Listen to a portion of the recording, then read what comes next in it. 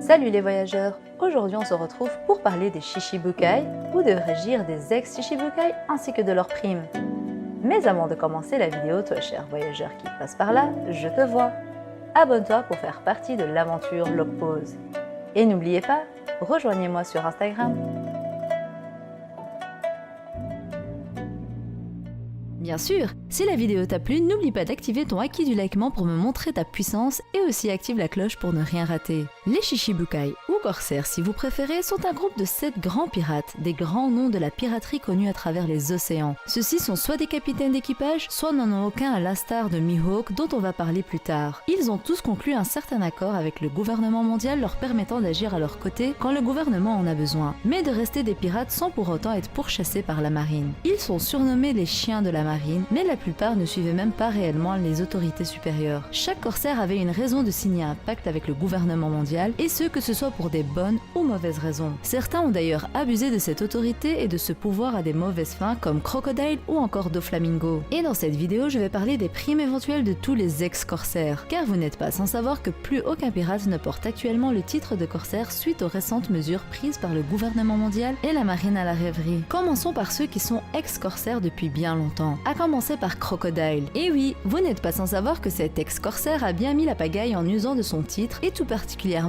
à Alabasta, sachant qu'il a pu être battu par Luffy au début de son aventure, mais que ça ne le rend pas plus faible pour autant. Selon moi, et on aura pu en avoir un petit aperçu à Marineford, Crocodile peut largement atteindre le niveau de Doflamingo, même si ce dernier était bien trop fort pour le Luffy qui a vaincu Crocodile. Mais selon moi, Crocodile a bien évolué et a sûrement développé son acquis de l'armement, étant maintenant un pirate du Shinsekai. Et franchement, je ne pense pas que le petit échange qu'il y a eu entre lui et Doflamingo était anodin. J'irai pas jusqu'à dire que Crocodile vaincrait Doflamingo, mais il est certain que le Suna Tsunami est bien utile face au Paramecia de Doflamingo. Il suffit que Crocodile ait un acquis assez développé pour tenir tête à Doflamingo, étant un Logia face à un Paramecia. Pour moi, Crocodile reviendrait avec une prime de 800 millions de berries, voire 900 millions facile. Suivons justement avec Doflamingo, qui selon moi aura une prime qui s'élèvera aux alentours du milliard. Et encore, je pense que cette prime atteindra ce montant si la prime de Katakuri va également augmenter de son côté. Bien évidemment, on ne peut pas se baser que sur l'ordre de victoire de Luffy pour affirmer qu'un ennemi est plus fort qu'un autre ou par leur ordre d'arrivée, parce que beaucoup de choses entrent en compte, comme l'affinité entre les fruits du démon, etc.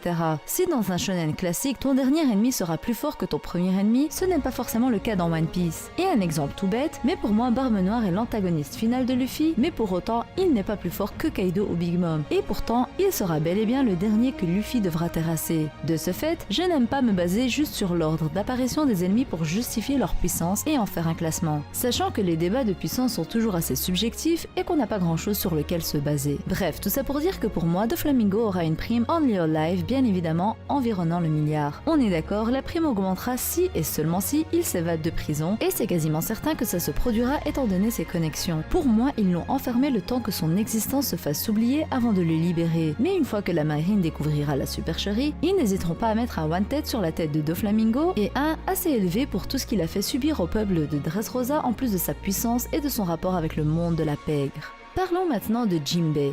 Oui, même si ce dernier a enfin rejoint les Mugiwara, il était officiellement un ex-corsaire et a démissionné de son poste à Marineford quand ils ont voulu l'obliger à prendre part à la guerre les opposant à Barbe Blanche et son équipage. Jinbei a actuellement une prime de 438 millions de berries, mais sa prime selon moi va avoisiner les 850-900 millions de berries. D'ailleurs, si ça vous intéresse de savoir quelles seront les futures primes des Mugiwara selon moi, j'ai fait une vidéo dessus qui s'affichera à la fin de celle-ci. Bien évidemment, je ne peux pas parler des corsaires sans évoquer le nom de Trafalgar dit Waterloo, qui, oui, beaucoup l'oublient, était un corsaire, capitaine des Heart Kaizoku et membre de l'alliance pirate samouraï Minx Ninja face à Kaido, possédant actuellement une prime de 500 millions de berries. Law aura un grand rôle dans la chute de cet empereur et sera grandement impliqué dans les pertes du monde de la pègre. De ce fait, en tant que capitaine d'un équipage allié aux Mugiwara et plus principalement à Monkey D. Luffy, Law aura une prime dépassant le milliard. Si Luffy selon moi atteindra les 2 milliards à la fin de l'arc Wano Kuni, Law atteindra facilement le milliard 300 millions. Une différence de 700 millions justifiée par la victoire de Luffy face à Kaido, et ce même si ce ne sera pas un combat en 1v1 du début à la fin. Luffy sera bel et bien celui qui mettra fin au règne de Kaido, et de ce fait, Law verra sa prime plus que doublée, mais n'atteindra pas le montant de la prime de Luffy, qui est l'élément perturbateur de tout le Shinsekai.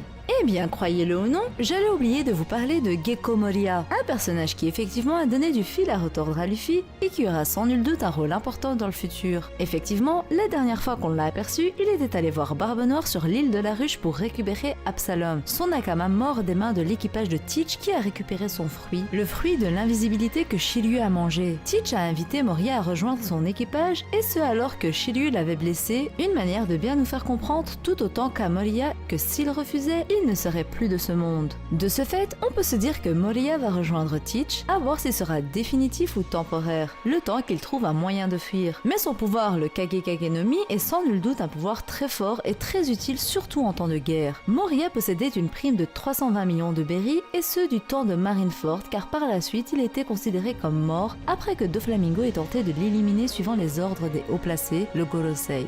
Selon moi, Moria pourrait revenir avec une prime de 800 millions de berries. Bien qu'il ait un pouvoir assez puissant correspondant au Soju Soju no Mi de Big Mom, je trouve que Moria n'utilise pas son plein potentiel et ce serait intéressant de voir s'il a évolué pendant l'ellipse des 2 ans où il était considéré comme mort. Parlons maintenant de Bartolomeo Kuma. Je trouve qu'il est important de l'évoquer car les possibilités le concernant sont multiples, même si pour le moment il est considéré comme mort aux yeux du monde, étant devenu un esclave ayant eu un lavage de cerveau, il ne faut pas oublier qu'il était un Shishibukai avec un pouvoir très intéressant, le Niku Niku no Mi, le fruit des coussinets. Surtout que ce dernier ne risque pas de rester éternellement un cyborg sans mémoire, étant donné que les révolutionnaires essaient de le sauver. D'ailleurs, on n'a plus de nouvelles depuis la rêverie, mais Sabo était allé le récupérer, il ne me semble pas improbable que les révolutionnaires arrivent à leur fin en le récupérant. Même s'ils auront du mal à lui faire récupérer sa mémoire, Kuma reste quand même une menace pour le gouvernement mondial et donc sa prime qui était de base à 296 millions de berries va sans nul doute augmenter et pourquoi pas atteindre le milliard étant donné qu'il restait quand même un révolutionnaire infiltré au sein des corsaires et donc au sein du gouvernement mondial. Passons au grand et puissant Baggy. Anciennement Shishibukai après les événements de Marineford, il a profité de ce titre pour se prélasser et acquérir de plus en plus de puissance sous ses ordres. Comme Goth Usopp,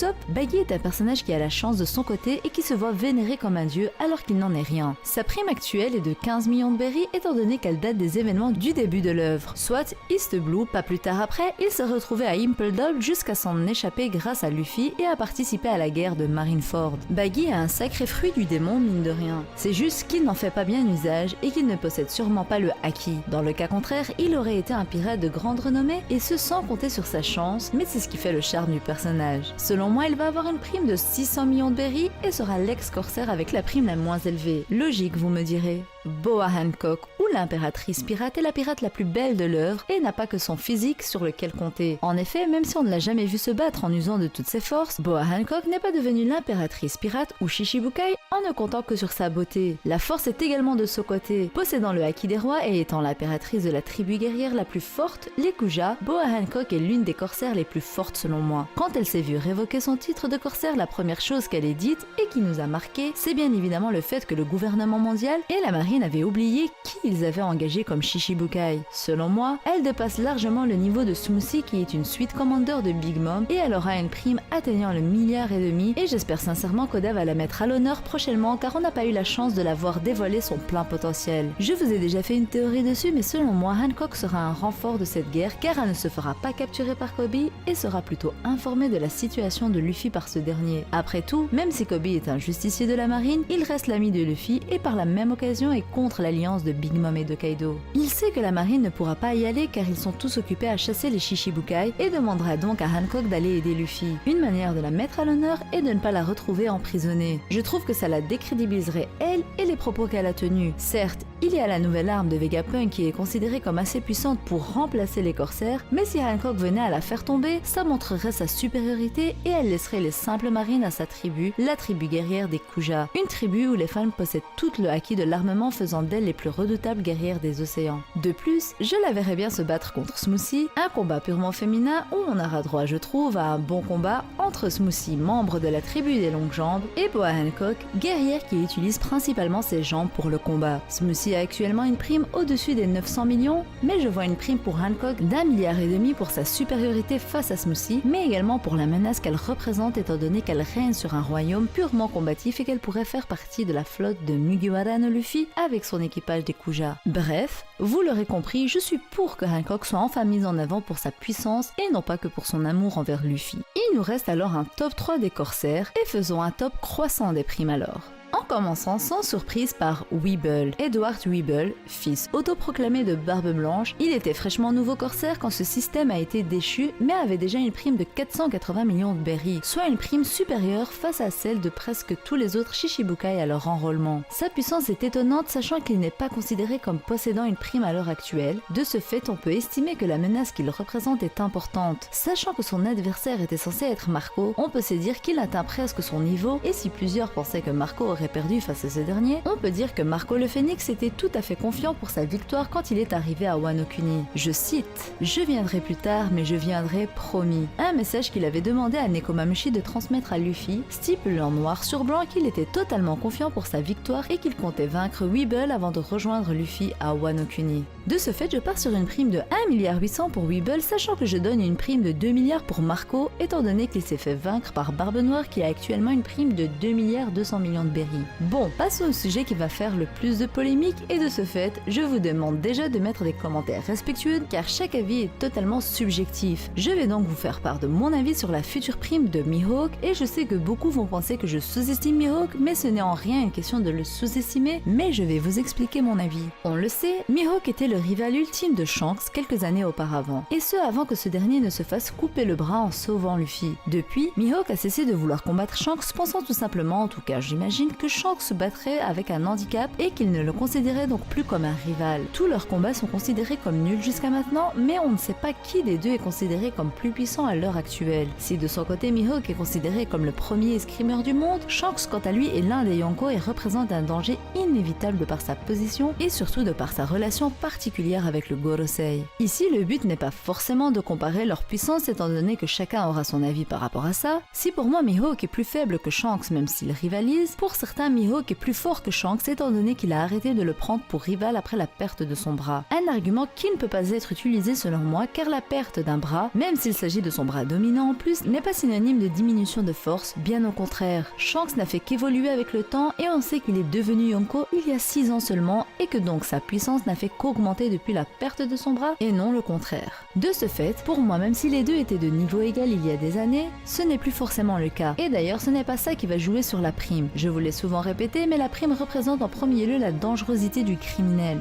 Je vous rappelle que Robin avait une prime de 80 millions de berries à 8 ans alors qu'elle n'était pas plus puissante que des pirates qui avaient une prime inférieure. Mais seulement la dangerosité et la menace qu'elle représentait a mené à une prime aussi élevée. Et il en va de même pour les Yonko qui ont bien évidemment leur puissance de leur côté, mais il ne faut pas oublier qu'ils ont tous un grand équipage, des territoires et des flottes à leur côté. Leur relation avec le monde de la pègre n'est pas à négliger non plus. Des relations que Dracul Mihawk n'a pas. Il est seul et ce depuis toujours. Et d'ailleurs, à ce jour, on ne connaît pas le montant de sa prime avant de devenir Shichibukai s'il en avait une. Ce dernier n'a aucun équipage, n'a aucune flotte, n'a qu'une île isolée et n'a aucune relation avec le monde de la pègre. De ce fait, la menace qu'il représente est minime par rapport à la menace que Shanks représente, même si disons qu'ils sont à un niveau de puissance assez équivalent. De ce fait, pour moi Mihawk aura une prime qui est très bonne, faut se le dire, de 2 milliards et demi, une prime plus qu'honorable pour lui qui potentiellement est le niveau de Shanks, mais qui ne représente pas de menace contrairement aux roues. Je le rappelle, les primes sont certes subjectives, mais je tiens à préciser qu'il faut tenir en compte tous les paramètres et pas se dire que Mihawk aura la prime de Shanks juste parce qu'il était son rival dans les anciens temps. Passons au dernier et pas des moindres, Teach. Oui, je tiens à évoquer Barbe Noire dans cette vidéo, étant donné que même si ce n'était que pour un temps, il a été corsaire et ce statut l'a pleinement aidé dans ses plans à la quête du titre de Yonko. Possédant actuellement une prime de 2 milliards 247 millions de berries, Barbe Noire est le dernier empereur de la liste et incontestablement sa prime augmentera après l'arc de Wano Kuni et ce, peu importe ce qu'il décide de faire. Si des théories parlent de sa venue à Wano Kuni, une chose fort probable, je le vois personnellement se rendre à Marijoas pour essayer de récupérer le Mera Mera no Mi de Sabo et ainsi pourquoi pas combattre Dragon. J'ai fait une vidéo complète là-dessus, je vous laisse aller la voir si vous voulez plus d'informations. De ce fait, quoi qu'il en soit, la menace que va représenter Teach va sans nul doute augmenter, qu'il décide de se rendre sur Marijoas ou de venir à Wano Kuni pour la Grande Guerre. Étant un Yonko, sa prime s'élèvera à un bon 3 milliards, lui permettant ainsi de presque atteindre la prime de Shanks qui est à 4 milliards.